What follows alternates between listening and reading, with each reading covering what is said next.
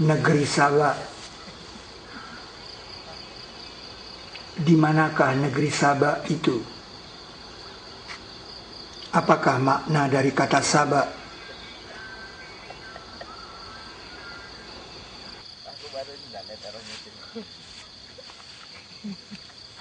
Belakang itu. Nah, kalau itu harusnya belakangnya matahari. Kita pas menghadap matahari. Nah, gitu kalau kita di sana. Iya, karena itu. Kata Saba dalam Al-Quran ada 2 kali diulang.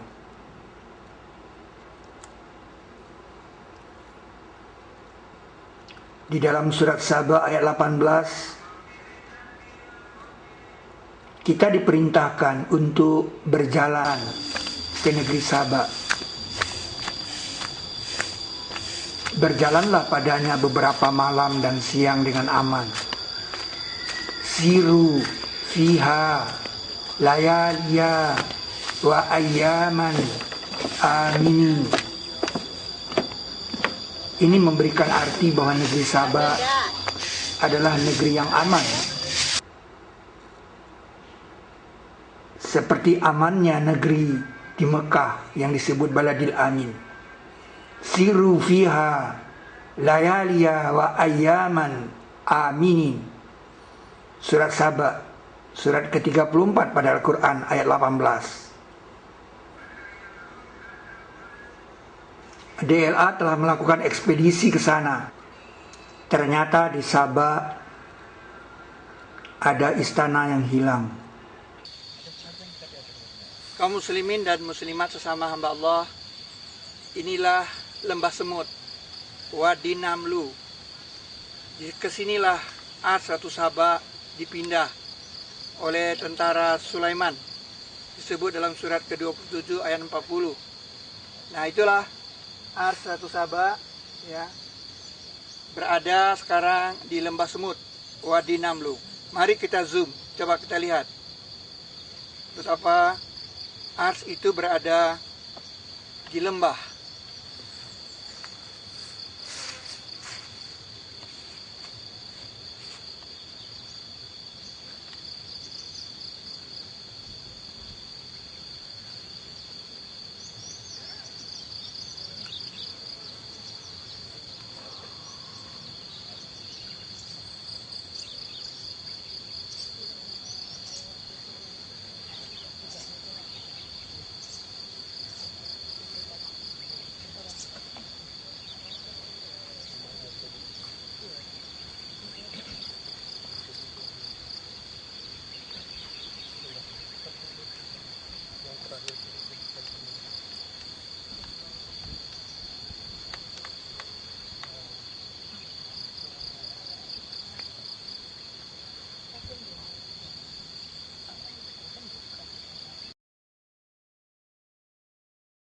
Ini adalah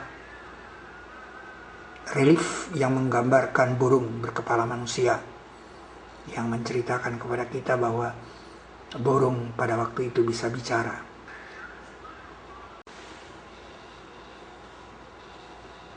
Pertama sekali kata Saba itu muncul dari mulut burung hudhud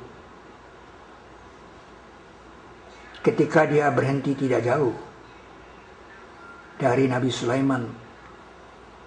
Ia berkata, "Aku meliputi apa yang belum kamu liput dia. Dan aku datangkan kepadamu dari Saba kabar yang yakin." Yang perlu Anda pahami adalah apa makna Saba dalam kalimat ini. Apakah Saba berarti nama sebuah negeri seperti Bogor, Jakarta, Bandung, Surabaya, Yogyakarta? Lalu dengan cara bagaimana tiba-tiba burung hudhud mengetahui kata-kata Saba? Dari mana asal kata Saba itu dalam otaknya burung? Maksudnya, kalau burung itu terbang di atas sebuah negeri, apakah dia tahu nama negeri itu?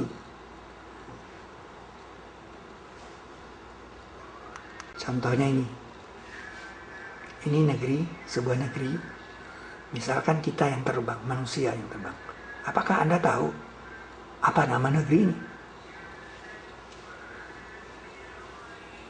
Kita manusia saja tidak tahu nama negeri ini, kecuali ada beberapa bangunan yang kita tandai di sana.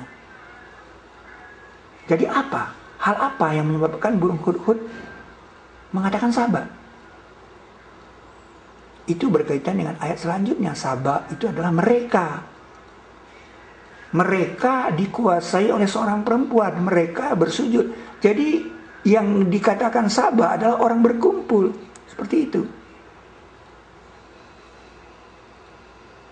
Jadi burung hudhud melihat orang berkumpul. Aku dari tempat orang berkumpul. Aku tak dari tempat orang bertemu. Tempat pertemuan. Dan kita telah menemukannya tempat pertemuan itu. Ini bukan tempat latihan karate.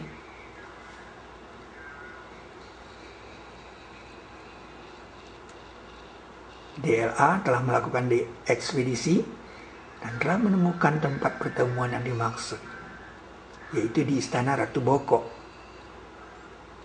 36 km dari Borobudur. Yang kedua yang perlu Anda pahami adalah Sabah itu mempunyai hutan. Dan sungguh adalah untuk Sabah pada tempat mereka ada tanda, ada ayat.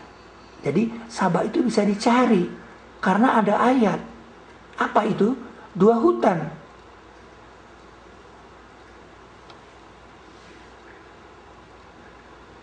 Sekarang saya tanya, hutan dalam bahasa Jawanya apa? Hutan dalam bahasa Jawanya apa? Hutan adalah wana.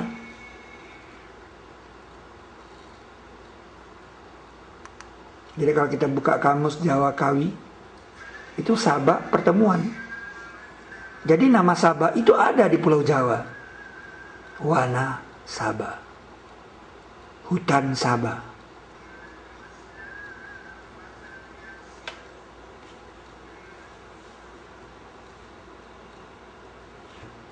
Dan sampai sekarang hutan itu masih ada sebagai ayat kata Allah. Jadi untuk menemukan negeri Sabah yang dikatakan Sabah itu, di situ ada ayat yaitu hutan, dan hutan itu masih ada.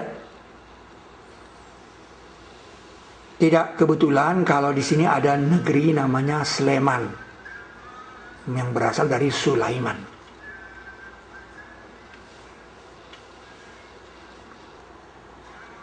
Negeri yang baik kata Allah dan Rabb pengampun. Baldatun thayyibatun wa Rabbun ghafur. Airnya berlimpahan. Persediaan oksigennya tidak terbatas. Alamnya senantiasa diremajakan kembali oleh proses-proses organis. Indonesian archipelago has over 17,000 islands, stretching 5,000 kilometers along the equator, at the crossroads between the Indian and Pacific Oceans.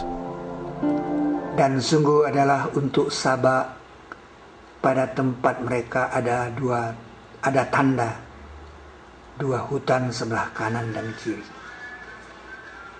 Laqad kana li Saba'in fi maskanihim ayah jannatani an yaminin washima.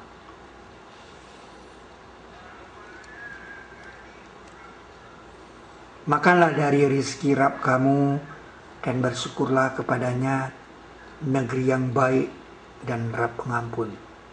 Kulu min rizqi rabbikum washkurulah baldatun thayyibatun Rabbun ghafur.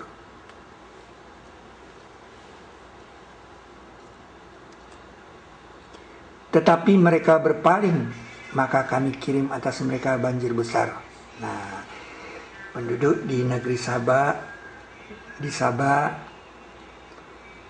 itu berpaling. Fa'aradu fa'arsalna, maka kami mengirim. alaihim, atas mereka, sailal arim, banjir besar. Bukan banjir karena bendungnya jebol, bukan. Itu bukan banjir namanya. Itu kecelakaan saja. Jadi tidak seperti jebolnya bendungan Situ Gintung. Ini banjir besar. Sailal arim.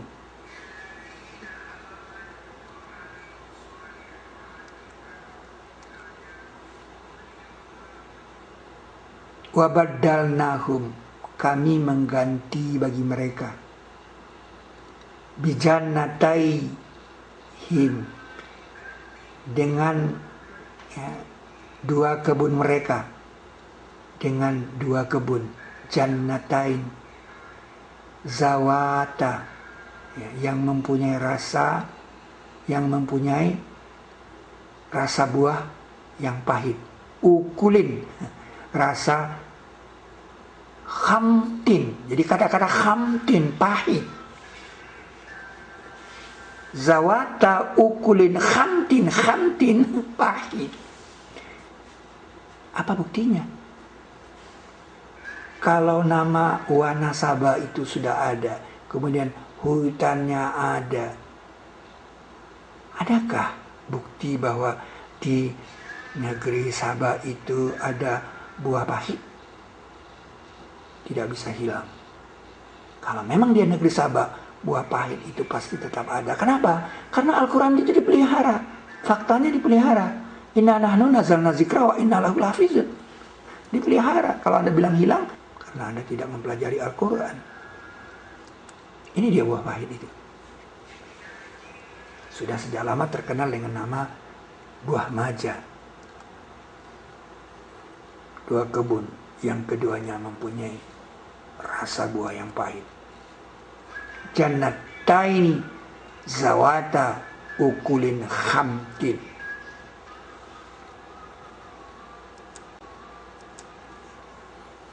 Maka kami menjadikan mereka buah mulut. Ini ahaditha. Hadis ini cerita bersambung. Hadis itu cerita bersambung dari A si B, dari bapak ke anak, anak ke cucu. Cerita bersambung ini dikatakan buah mulut atau buah bibir. Fajalnahum ahaditha. Kami menjadikan mereka hadis, cerita bersambung, cerita rakyat. Dan ternyata benar saudara, kita mendapatkan cerita tentang Majapahit ini dari cerita rakyat. Tidak ditulis sebuah buku. Dua kebun, yang keduanya mempunyai rasa buah yang pahit. Sebab itu Allah mentakdirkan sebuah kerajaan besar mau menamakan dirinya sebagai buah pahit ini. Karena dia akan dijadikan buah mulut.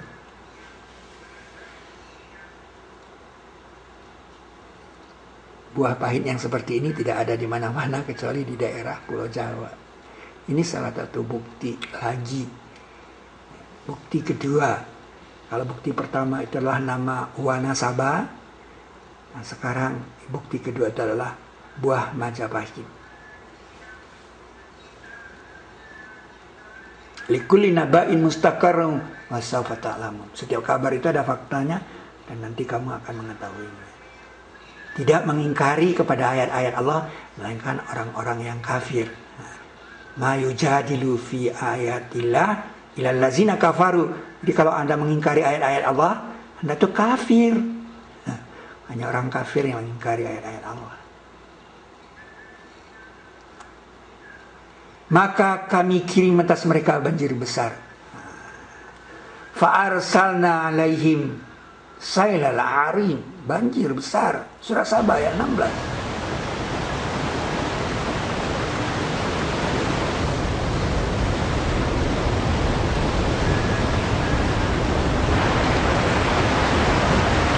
Bukan banjir karena bendungan jebol. Bukan.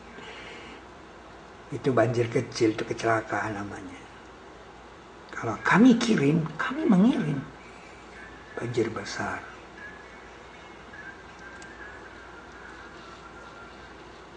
Lalu setelah itu apa? Dan kami bataskan perjalanan mereka. Ini perjalanan darat, sayro. Ya. Wa qadarna, kami ukurkan, kami kadarkan, kami batasi. Wa qadarna fiha, padanya. Tadinya dia bisa naik unta, jalan, sekarang udah nggak bisa. Mengapa? Karena banjir tadi. Sebesar ini dulu Sabah, tempat pertemuan, tempat berkumpulnya bangsa-bangsa di sini. Ini dikatakan benua Atlantis. Bangsa-bangsa dan pusat kebudayaan itu berada di sini. Karena tempat ini strategis. Baldatun thayyibatun, pusat kebudayaan. Kemudian setelah terjadi banjir besar, pusat kerajaannya tidak bisa lagi jalan kemana-mana karena dibatasi oleh laut.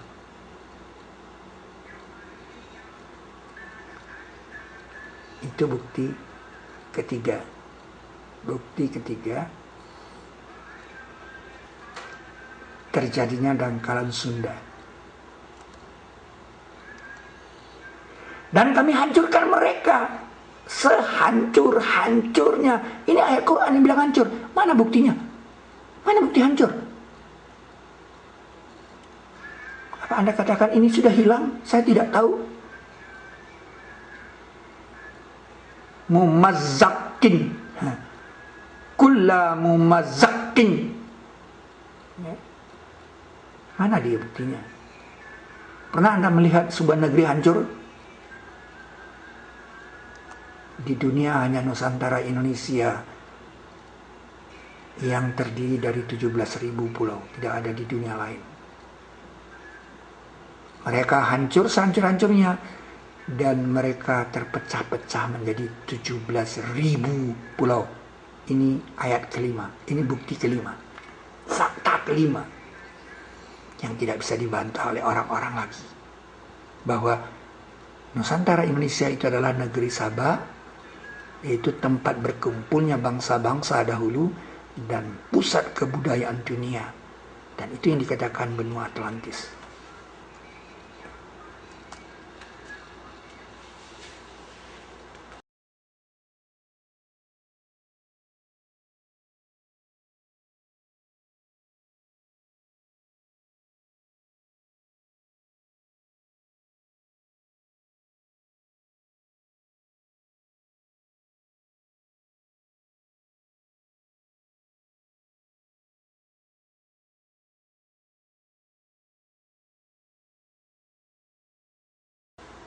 Fakta keenamnya adalah angin muson.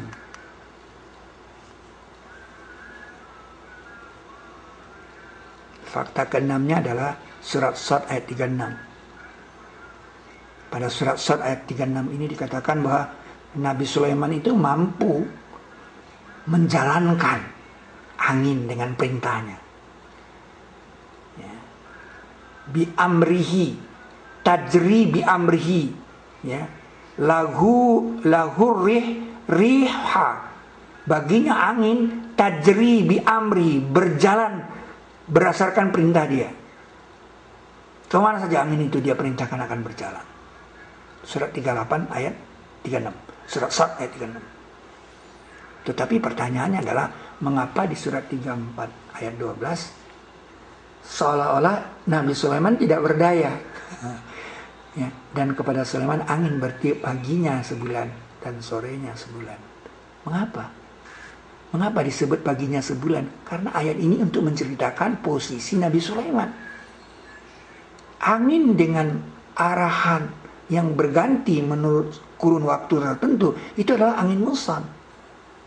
Jadi Nabi Sulaiman dipastikan di sini berada di daerah yang antara dua benua yang besar, yaitu Indonesia. Ketika musim panas di Asia, angin bertiup dari Australia ke Asia. Dan ketika musim panas di Australia, angin itu bertiup dari Asia ke Australia. Jadi ini adalah fakta ke-6 bahwa posisi Nabi Sulaiman pada waktu itu adalah Indonesia.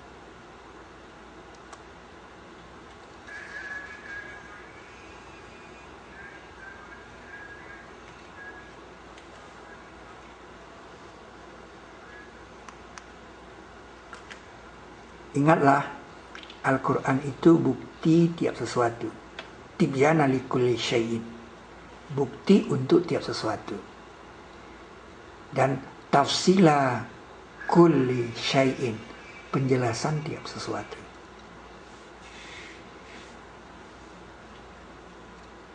Itulah Sabah artinya pertemuan, dan kita telah menemukan negeri Sabah, yaitu di istana Ratu Boko, istananya.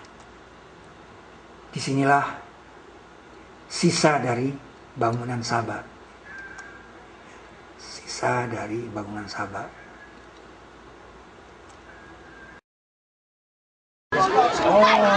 Sekarang masih karena dia yang memerintahkan model.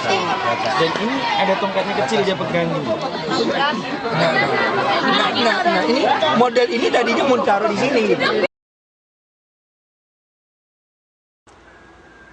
Dan baginya ars yang azim. Nah, Allah mengatakan satu-satunya di dalam Al-Quran pernyataan ars azim selain ars yang sesungguhnya adalah arsnya Ratu Sabah. Jadi kalau kita turun ke negeri Sabah,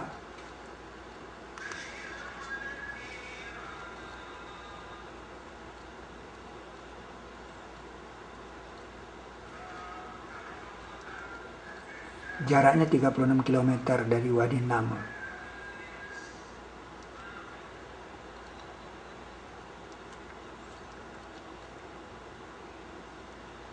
Nah, Anda bisa lihat daerah ini kosong. Yang tinggal 2 buah ini saja. Ini kosong semuanya. Siapa yang mencuri dan kemana batunya dibawa. Seluas itu hanya tinggal sedikit. Yang dikatakan Sidrin Qalil. Nah, Sidrin yang kecil. Dunia kepurbakalan kita belum bisa menjawab. Kemana hilangnya istana ini? Tinggal sedikit.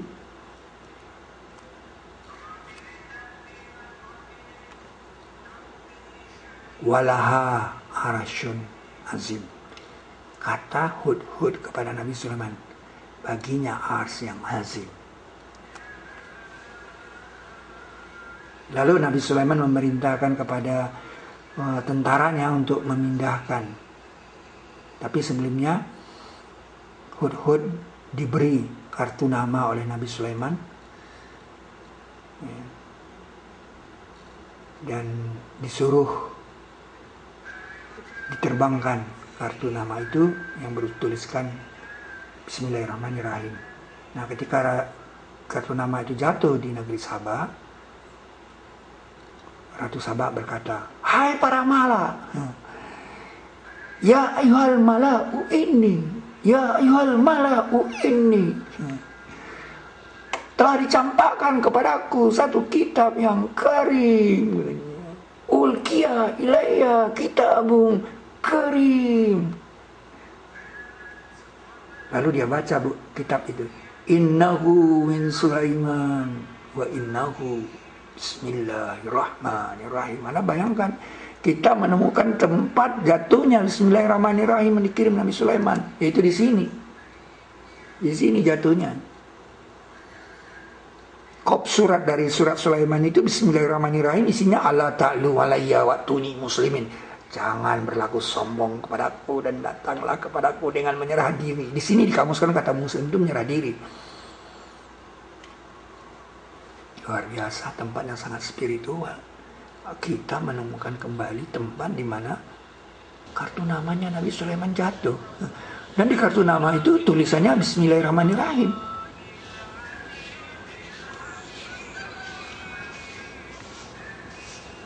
Kalau Wahidul Qahar itu yang bawa Nabi Yusuf.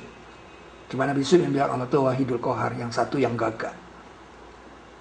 Tapi kalau Ar-Rahmanir-Rahim, yang bawa cuma Nabi Sulaiman alaihissalam. Anda bisa bayangkan, yaitu di suratnya ini, di suratnya Nabi Sulaiman ini ada kata-kata Ar-Rahmanir-Rahim. Coba Anda baca Al-Quran, kalau ada seorang Nabi mengatakan Ar-Rahmanir-Rahim, ini dahsyat, saudara. Maka itu kita harus bisa memahami bagaimana karya jin. Bagaimana karya jin. Dan sebagian dari jin, orang yang bekerja di hadapannya dengan izin Rabbnya. Bayangkan. Jin bisa dikerjakan oleh Sulaiman. Karena Nabi Sulaiman itu membawa fenomena Ar-Rahmanir Rahim. Ar-Rahmanur Rahim. Dia mengetahui karakter dari Ar-Rahmanur Rahim yang dasar. Dan Bismillahirrahmanirrahim itu dari dia.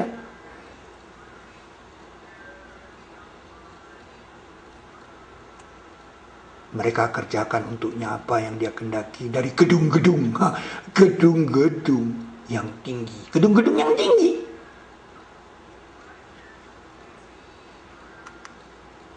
Sampai sekarang saudara, gedung itu masih paling tinggi di Yogyakarta. Sampai sekarang, gedung itu masih paling tinggi. Sampai sekarang saudara, gedung itu masih paling tinggi di Yogyakarta. Sampai sekarang, gedung itu masih paling tinggi. Apalagi dulu, ini bukan main. Para ahli purbakala bisa menulis semaunya, tapi dia tidak bisa melawan cerita rakyat. Ahaditha, buah mulut, cerita rakyat. Cerita rakyat mengatakan bangunan ini dikerjakan oleh jin dan setan.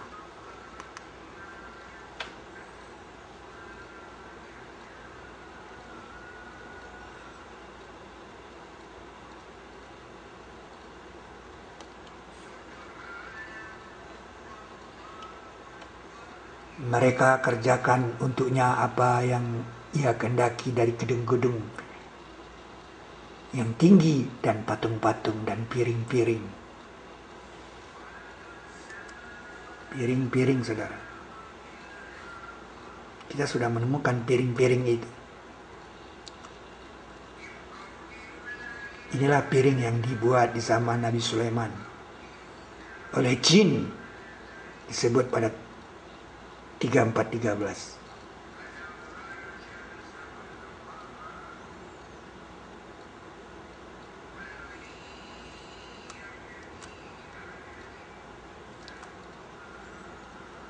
Itu ekspedisi DLA ke R1 Sabah.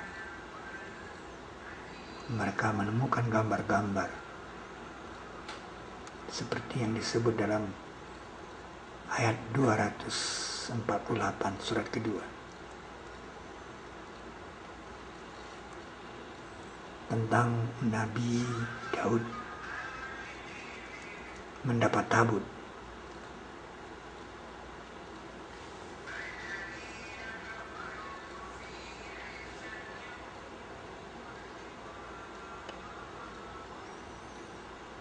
Mereka kerjakan untuknya. Jadi jin dan setan mengerjakan untuk Nabi Sulaiman.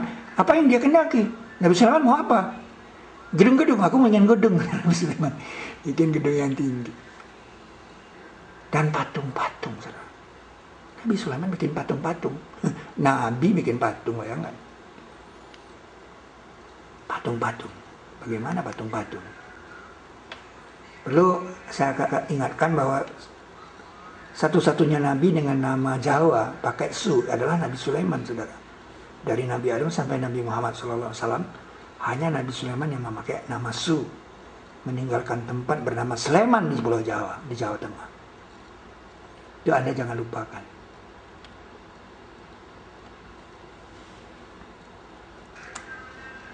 Nah ini Borobudur.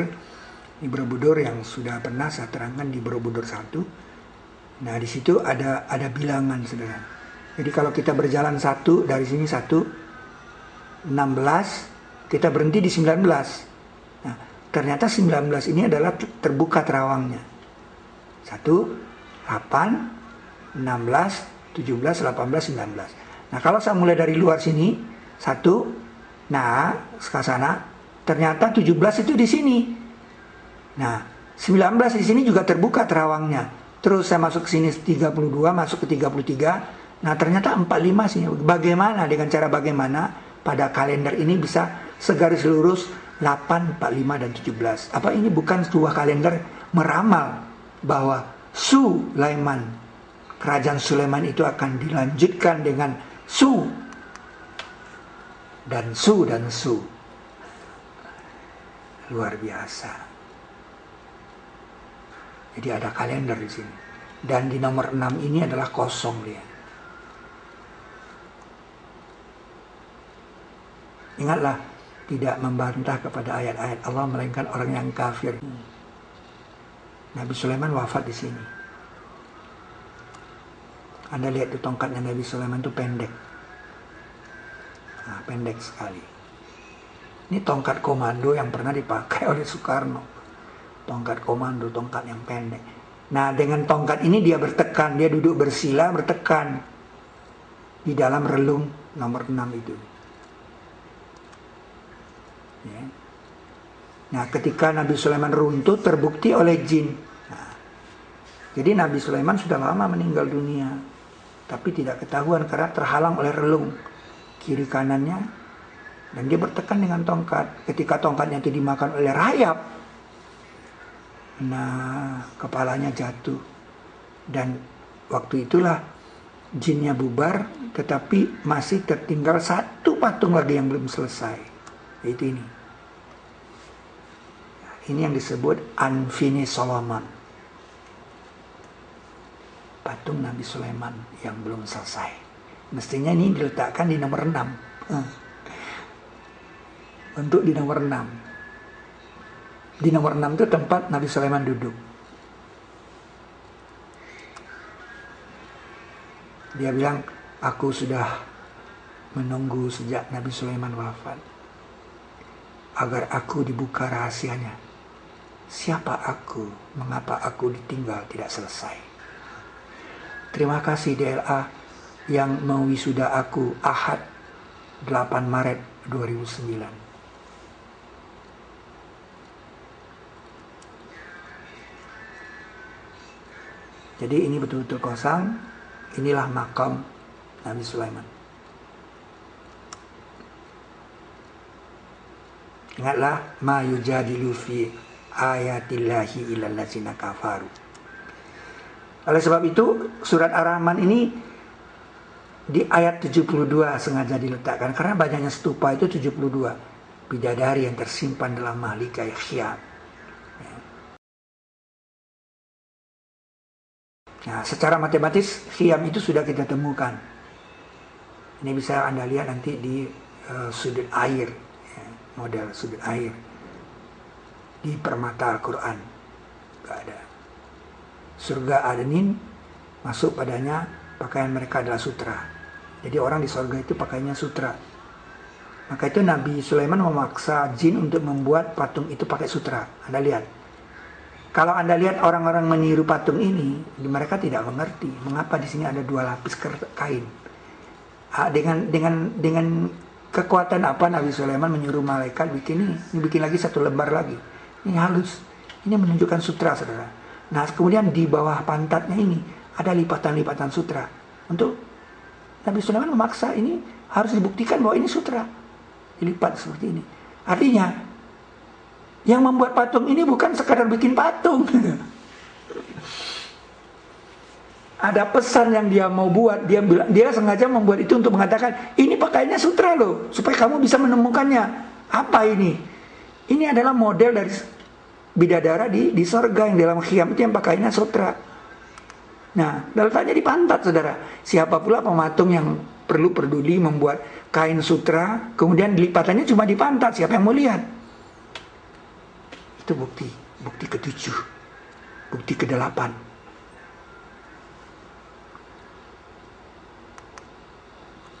Maka itu Khyam itu ada 72. Itulah alasan mengapa Nabi Sulaiman bikin patung. Pada pasalnya patung itu adalah model bidadara di dalam Khyam ini Khyam. Dan yang jadi model itu adalah, contohnya lah Nabi Sulaiman itu sendiri. Tapi karena Nabi Sulaiman wafat, maka yang satu itu ditinggal oleh jin. Karena dia dalam keadaan terpaksa mengerjakan itu.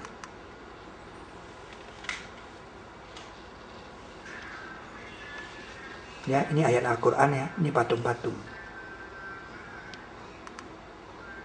Nah, ini terlihat belum selesai.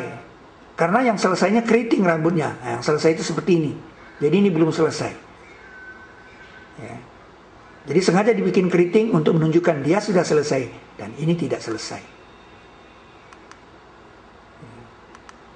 Dan kita sudah wisuda, dan kita sudah memberikan permata Al-Quran di kepalanya.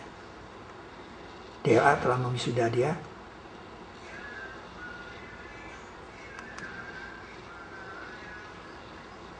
Jadi bagaimana kita memahami ayat ini? Untuk apa Nabi Sulaiman membuat patung? Padahal Nabi Ibrahim menghancurkan patung-patung. Nabi Ibrahim menghancurkan berhala, bukan patung. Berhala yang disembah. Nabi Sulaiman bikin patung bukan untuk disembah, tapi untuk huruf. Untuk model, untuk menceritakan sesuatu. Jadi fungsinya sebagai huruf gambar. Bukan untuk disembah. Yang tidak boleh itu menyembah patung. Maka ia berhenti tidak jauh. Ini ayat Quran mengatakan dia berhenti. Yang tahu ini cuma Nabi Sulaiman dan orang yang membaca Al-Quran. Nah, dia buatkan patungnya. Cerita tentang burung hudhud berhenti tidak jauh. Famakasa ghairu ba'id. Ini membuktikan bahwa patung burung ini pasti Nabi Sulaiman yang menyuruh jin, karena cuma dia yang tahu famakasa ghairu ba'id itu. Pergilah dengan tulisanku ini, katanya.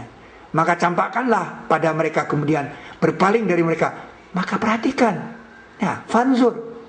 Ya, fanzur, maka perhatikan. Siapa yang tahu kata-kata memperhatikan ini kalau bukan Nabi Sulaiman? Nah, dia memperhatikan, dia berikan ekspresi memperhatikan burung itu. Jadi Nabi Sulaiman membikinkan cerita itu setelah dia katakan kepada burung itu, dia menceritakan kembali bahwa tanda kerajaan itu akan datang kepada kamu, tabut. Ini Al-Quran mengatakan bahwa Nabi Daud mendapat tabut. Itu dia tabutnya. Ma yujadilu fi ayatillahi illa allazina kafaru. Tidak membantah kepada ayat-ayat Allah, melainkan orang-orang yang kafir. Hanya orang kafir aja yang bantah ayat ini. Anggap, itu udah hilang katanya.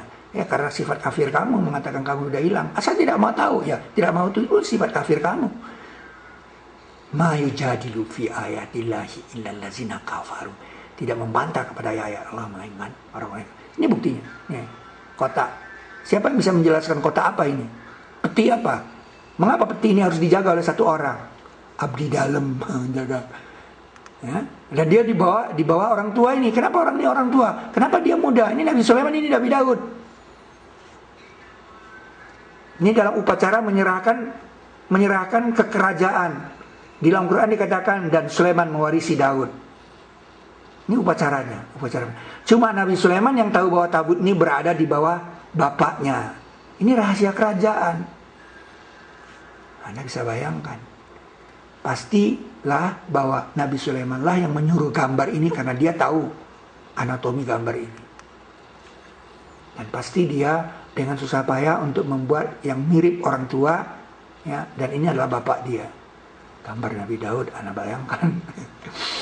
Dia untuk meyakinkan kepada kita bahwa ini betul arsnya Ratu Saba. Dalam rangka meyakinkan dunia, ini betul ars Ratu Saba. Ini benar ars ini pernah dipindah. Itu masalah tujuannya. Maka ini perlu bukti. Nah, kalau dunia itu mengakui bahwa ada bangunan yang pernah dipindah di zaman Nabi Sulaiman, itu dahsyat, saudara. Ini kita temukan. Kita temukan di Istana Ratu Boko. Anda bisa lihat contoh dari stupa yang ada di Borobudur. Ya, Anda lihat modelnya. Ini tinggal satu ini. Ada dua yang seperti ini. Nah, coba Anda lihat kembangnya. Ya. Coba lihat kembang. Kembang ini yang menarik itu kembang ini nih. Ini kembang ini nih. Ini. Nah, ini ada di Borobudur ini. Ini model bulat. Coba Anda bisa lihat ini. Ini kan bulat dia. Nah, pertanyaannya, untuk apa stupa bulat ini di sini? Ya. Dan itu kemana bagian yang lain? Ya. Mana sambungannya? Kenapa hilang? Ini kan seperti sudah ada yang menjarah. Ya, ada yang mengambil. Nah, dalam konteks apa dia mengambil? Kemana dia bawa? Apakah orang yang bagian dari stupa di Borobudur yang tidak selesai iseng-iseng orang mau taruh di sini? Nggak mungkin kan? Ini bukti bahwa ars Ratu Saba itu ya dipindah dari sini ke Borobudur. Anda lihat, perhatikan baik-baik. bulat, bentuk bulatnya coba perhatikan. Nah, tuh dia. Nah, lihat, itu dia stupa. Stupa yang tinggal satu, kalau saya bilang yang mirip dengan stupa terbuka itu. Nah, Anda lihat kawasan ini semuanya batu. Nah, Anda bisa lihat. Nah, di sana semuanya kosong. Nah, hilang dia punya batu-batu. Ya. Nah, itu di sana itu yang dikatakan Sabak itu sana. Tuh, Sabak. Itu dia Sabak. Tempat pertemuan itu di situ. Di situ mereka bersujud menyembah matahari. Gitu. Itu ini bukan tempat latihan karate itu di sana. Ya. Itu bukan karate. Nah, ini coba disusun ulang nih kayak seperti kita lihat ini. Ya. Nah, tapi saya menarik itu. Nah, itu yang satu itu. Itu persis stupa terbuka. Walau ini lingkarannya memang kelihatan agak besar ya, tapi modelnya sama. Pertanyaannya, kemana? Kemana temannya? Siapa yang mengambil? Ya, ini bukti bahwa batu-batu dari sini sudah dipindahkan ke Borobudur. Dia adalah Ars Satu Sabak.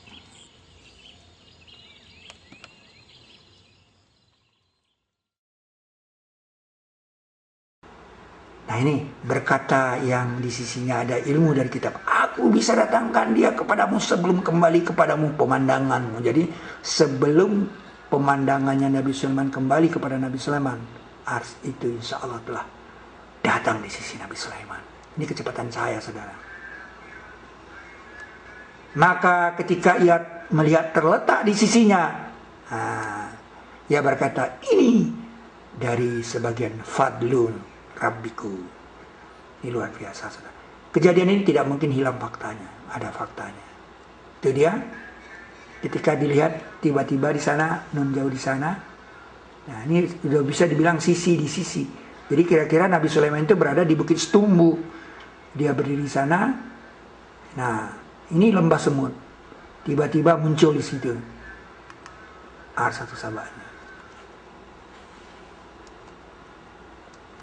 Untuk mengujiku apakah aku bersyukur atau kufur, kata Nabi Sulaiman. Dan siapa bersyukur maka ia bersyukur untuk dirinya, dan siapa kufur maka sungguhnya Rabbiku Ghaniyun Karim. Kemudian Ars Satu Sabak itu diubah, dimodifikasi. Nah itu bisa diterangkan dengan pilar Al-Quran. Ya, di pilar Al-Quran ini Anda bisa lihat bagaimana ada bangunan-bangunan ya. Ini seperti ini pilar Al-Quran. Anda harus bisa memahami pilar Al-Quran, di mana ayat Al-Quran ditulis dalam bentuk bilangan-bilangan, balok-balok. Ya, ada transformasi 19. Nah itu terjadi ya, bentuk kecil dan bentuk besar. Ya, bentuk kecil itu ini dikatakan kolil, besar itu ini dikatakan azim. Nah itu eksak ada dalam Al-Quran. Nah itu yang menjadi sidrin kolil dan menjadi arsun azim. Nah di sidrin kolil inilah diletakkan kata sidratil muntaha itu letaknya di sini, ya. Nah itu dia bergambarnya di tiga bangunan itu. Kita sudah temukan. Ma yujadilu fi ayatillahi illal ladzina kafaru. Tidak membantah kepada ayat-ayat Allah melainkan orang-orang yang kafir. Jadi sifat kafir Anda saja yang membuat Anda membantah. Ya. Nah, itu dia di sana ada kata sidrah di situ. Ya, sidrah ya. Dan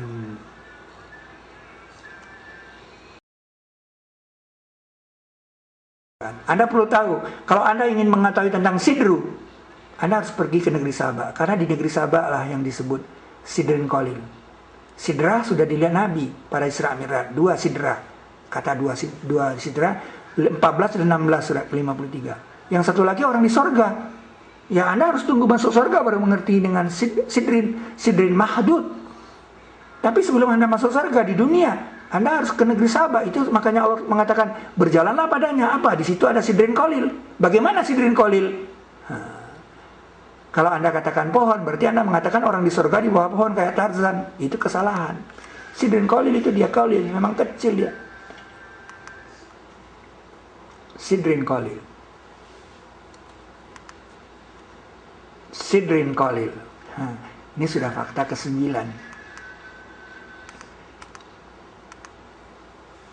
Maka ia berhenti tidak jauh. Famakatha ghairu ba'in.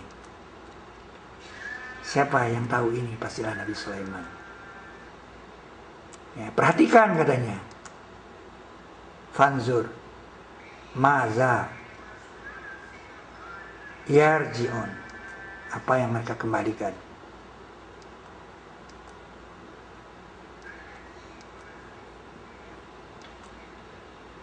Tidak dia melainkan peringatan untuk alam semesta. In huwa illa zikrul lil alamin. Jadi semua itu pada dasarnya adalah peringatan untuk alam semesta. Allah Ta'ala membuatkan sebuah konsep ars lewat ars Ratu Saba dan pernah dipindah di zaman Nabi Sulaiman. Dan itu harus dipelajari oleh setiap manusia. Dan sungguh kamu akan mengetahui kabarnya setelah satu masa. Itulah negeri Saba dan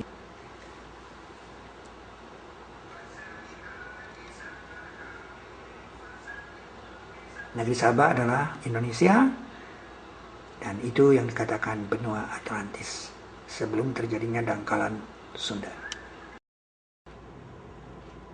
Bismillahirrahmanirrahim. Bismillahirrahmanirrahim.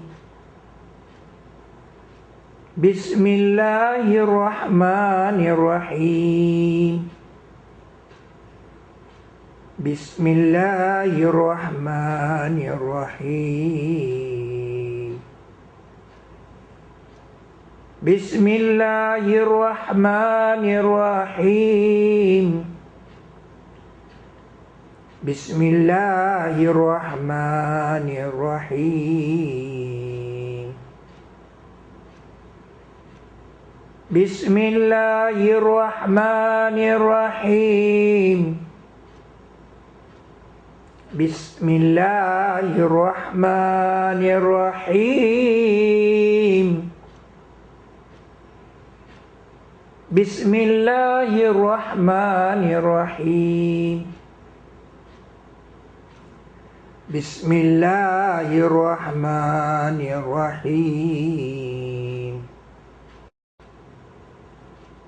Bismillahirrahmanirrahim. Bismillahirrahmanirrahim. Bismillahirrahmanirrahim. Bismillahirrahmanirrahim. Bismillahirrahmanirrahim. Bismillahirrahmanirrahim. Bismillahirrahmanirrahim.